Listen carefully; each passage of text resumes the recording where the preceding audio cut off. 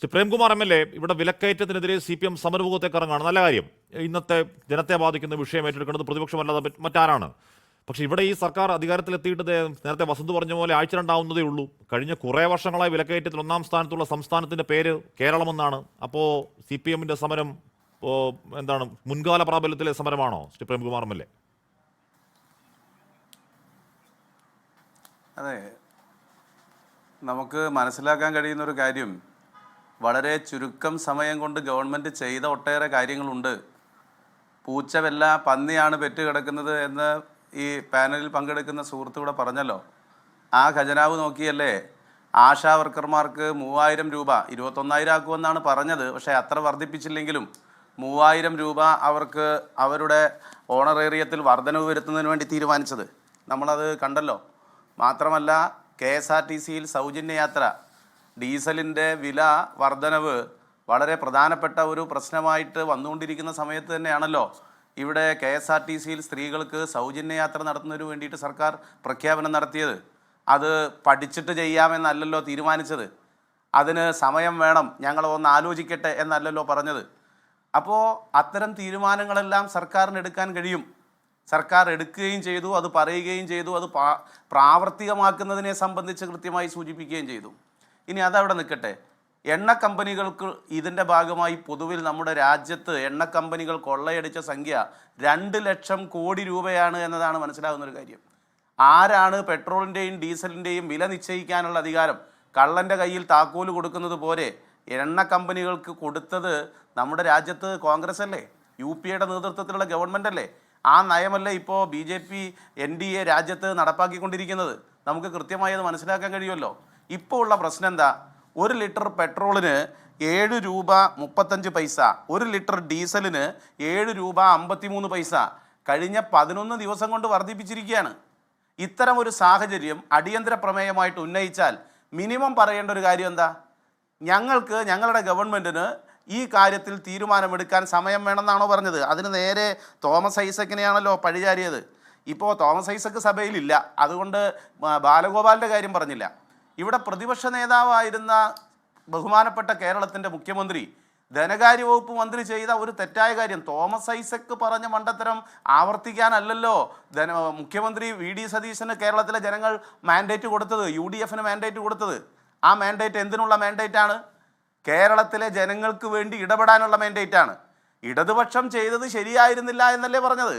അങ്ങനെ പറഞ്ഞിട്ട് ഇപ്പോൾ കൃത്യമായി മനസ്സിലാവുന്നത് അതിൻ്റെ തുടർച്ചയിൽ ചെയ്യുന്ന കാര്യം എന്താണ്? ഒരു നിലപാട് പറയാൻ പറ്റുന്നുണ്ടോ? മറ്റ് കാര്യങ്ങളിൽ നിലപാടാവാം, ഇതിന് കൂടുതൽ ആലോചിക്കണം, ഇമ്പാക്റ്റ് സ്റ്റഡി നടത്തണം എന്ന് പറയുകയാണ്. അതിലെന്ത് ആത്മാർത്ഥതയാണ് കോൺഗ്രസിനുള്ളത്, UDFനുള്ളത്? അതിനെ സംബന്ധിച്ച് അഭിപ്രായം പറയുന്നതിൽ എന്ത് വ്യക്തതയാണ് കേരളത്തിലെ പൊതുസമൂഹത്തോട് പറയാനുള്ളത്?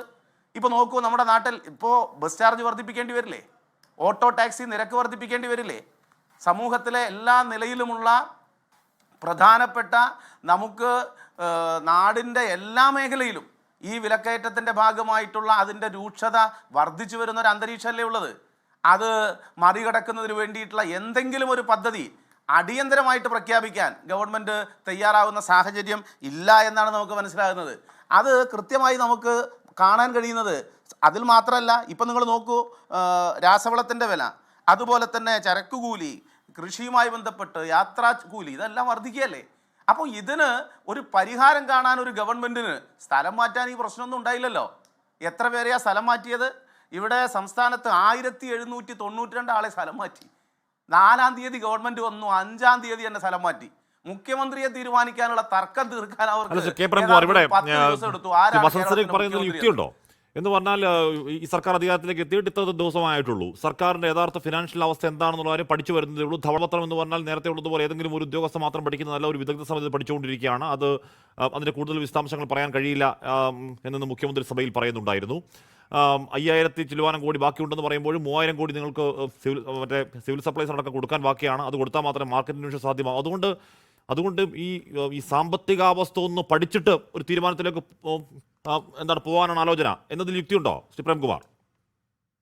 നമ്മളിപ്പോൾ സ്ഥലം മാറ്റമോ ബാക്കി ഏതെങ്കിലും കാര്യം പോലെ അല്ലല്ലോ. യുക്തിയുമില്ലെന്നേ, അങ്ങനെ അല്ല, സ്ഥലം മാറ്റണ്ട. ഞാൻ പറഞ്ഞത് സമയം കിട്ടിയില്ല എന്ന് പറഞ്ഞുകൊണ്ട് പറഞ്ഞതാ പഠിക്കാൻ. സ്ഥലം മാറ്റത്തെ സംബന്ധിച്ചൊരു സോഷ്യൽ ഇമ്പാക്റ്റും ഇല്ല, അതിനകത്ത് വനിതകളുടെ അപേക്ഷ കൊടുത്ത് മാത്രം സ്ഥലം മാറ്റേണ്ട ക്ലാസ് 4 ജീവനക്കാർ ഉൾപ്പെടെയുള്ളവരുടെ സ്വന്തം നിലയിൽ അപേക്ഷ കൊടുത്താൽ മാത്രം സ്ഥലം മാറ്റാവുന്ന ക്ലാസ് 4 ജീവനക്കാർ ഉൾപ്പെടെയുള്ളവരുടെ സ്ഥലം മാറ്റുന്നതിന് ഒരു മാനദണ്ഡമില്ല.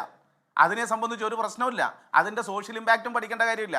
ഞാൻ പറഞ്ഞത് സർക്കാരിന് ഇവിടെ ആശാമാരുടെ ഓണറേറിയം 3000 രൂപ വെച്ച് വർദ്ധിപ്പിച്ചത് സോഷ്യൽ ഇമ്പാക്ട് സ്റ്റഡി നടത്തിയിട്ടും ധവളപത്രം നോക്കിയിട്ടുമാണോ?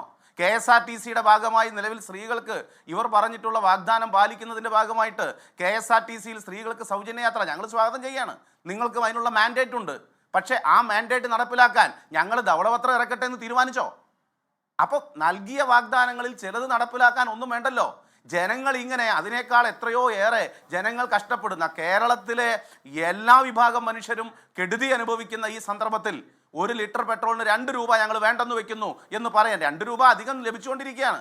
7 രൂപ 35 പൈസ പെട്രോളിനും 7 രൂപ 53 പൈസ ഡീസലിനും വില കൂടിയപ്പോൾ 11 ദിവസമായി കേന്ദ്ര സർക്കാരിൻ്റെ നയത്തിൻ്റെ ഭാഗമായി വില കൂടിയപ്പോൾ ഒരു വാക്ക് കേന്ദ്ര ഗവൺമെൻറ്റിനെതിരായിട്ട് പറഞ്ഞോ കേരളത്തിൻ്റെ മുഖ്യമന്ത്രി? അപ്പോൾ അതൊന്നും പറയാൻ തയ്യാറല്ല. അത് വേറൊരു പ്രശ്നമാണ്. ഞാനതിലേക്ക് ഇപ്പോൾ കിടക്കുന്നില്ല, വിഷയം അതല്ല എന്നതുകൊണ്ട്. അപ്പോ ഇവർക്ക് വേണമെങ്കിൽ അത് ചെയ്യാം, പക്ഷെ ചെയ്യില്ല. വരുമാനം ഞങ്ങൾ നോക്കട്ടെ. സോഷ്യൽ ഇമ്പാക്ട് സ്റ്റഡി നടത്തണം.